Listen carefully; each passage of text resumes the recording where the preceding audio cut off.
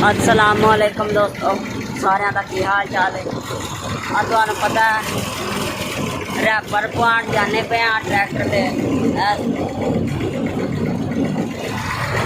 Wrapper पा के फिर तुहानू वीडियो विखावांगा तसल्ली वाली। उन्नी देर तुम चेक करो।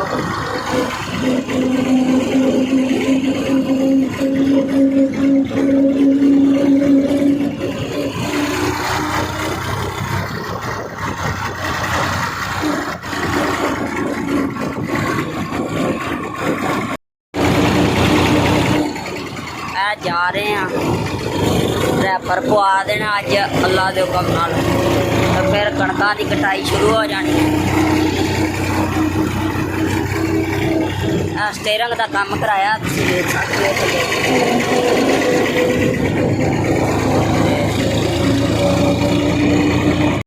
वेखो सिमन वाला जिहड़ा अगे भी तुहानूं कदी विखाया होना, आले दुआले कणकां पक्कियां पईआं ने, जिहदी वजह तो अज असीं रैपर पवाउण चले हाँ।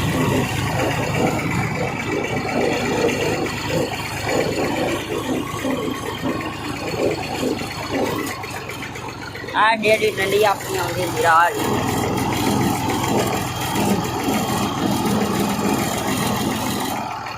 ट्रैक्टर के दोवे टायर बाहर कढ़ाते हैं, चेक करो।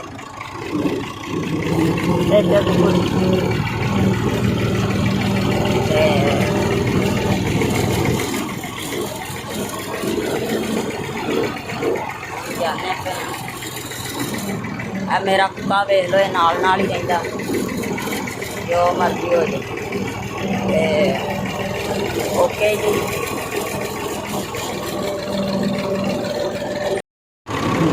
इधर वेखो जवई वाला क्यारा चौकिया पानी का,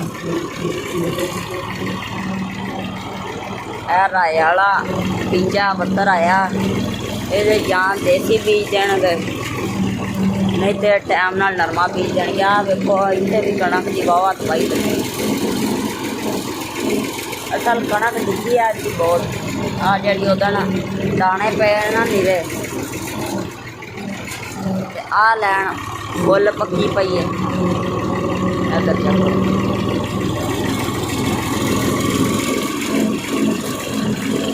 ओके जी, आज की वीडियो च इन्ना ही। अल्लाह हाफिज़, मिलांगे अगली वीडियो।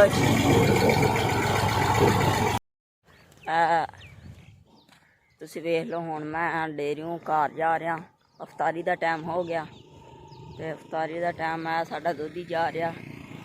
इधर चेक ते वो भी वेख के हसदा पिया कि इन्हां नूं अज की बन गया।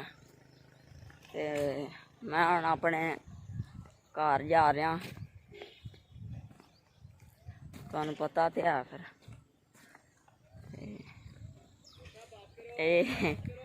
उदों बाद अगों मैनू एक मेरा ताया का पुत्तर है, वो हसाना शुरू किया, उन्हें वो हसाई जा रहा, तो तुहानूं मैं विखा देना। पर करके जिथे मोटरसाइकिल खड़ा।